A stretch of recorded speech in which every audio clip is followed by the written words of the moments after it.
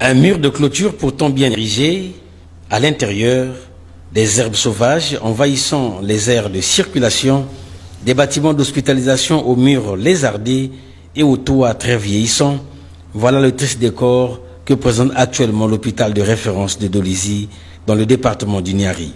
Dans ce centre hospitalier, il y a bien lieu de dire que la circulaire du gouvernement de la République portant salubrité des lieux publics tous les premiers samedis des mois n'est pas respectée. Aucune initiative prise par l'administration de cet hôpital, pourtant beaucoup sollicité par les populations de Dolisie et environ. Pendant que nous réalisons ce reportage, nous avons été surpris par une pluie battante ayant laissé les mares d'eau dans la cour de l'hôpital. À la tombée de la nuit, l'éclairage public ne répond pas car les visiteurs et même les malades utilisent quelquefois des lampes à piles en cas de mouvement extérieur. Quelques Dolisiens interrogés reconnaissent le travail abattu par les corps infirmiers et médicaux tout en condamnant l'avancée de cette insalubrité. L'hôpital est malade parce que les conditions dont les malades vivent, ce n'est pas d'une.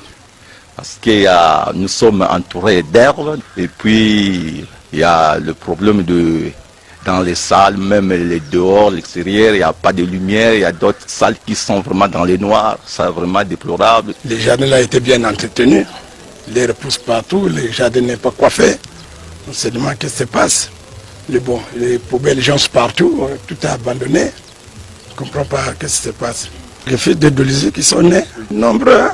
Nous sommes déjà des pères d'enfants qui ont donné des enfants ici, donc vraiment nombreux. Un hôpital qui a sauvé déjà beaucoup de vies.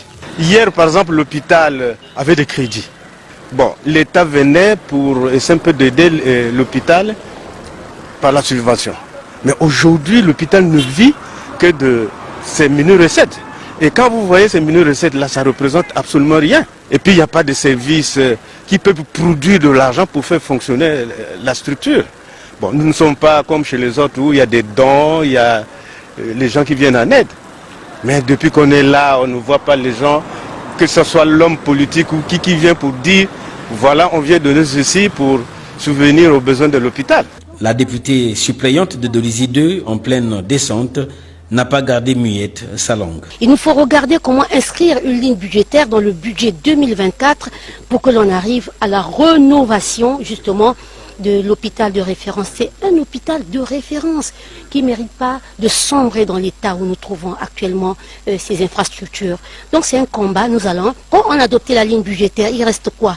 Que justement les moyens soient débloqués. En ce moment-là, c'est l'exécutif qui agit, c'est le gouvernement qui agit, y compris les directeurs départementaux, les directeurs de ces hôpitaux, pour faire que les moyens arrivent et que ce soit géré à bon escient et de sorte que justement nos structures, nos infrastructures soient rénovées. Avec une superficie de 6 hectares 500, l'hôpital de référence de Dolisie a été créé en 1932. Elle présente de nos jours des difficultés d'ordre technique et financière, la cause, le manque de subventions.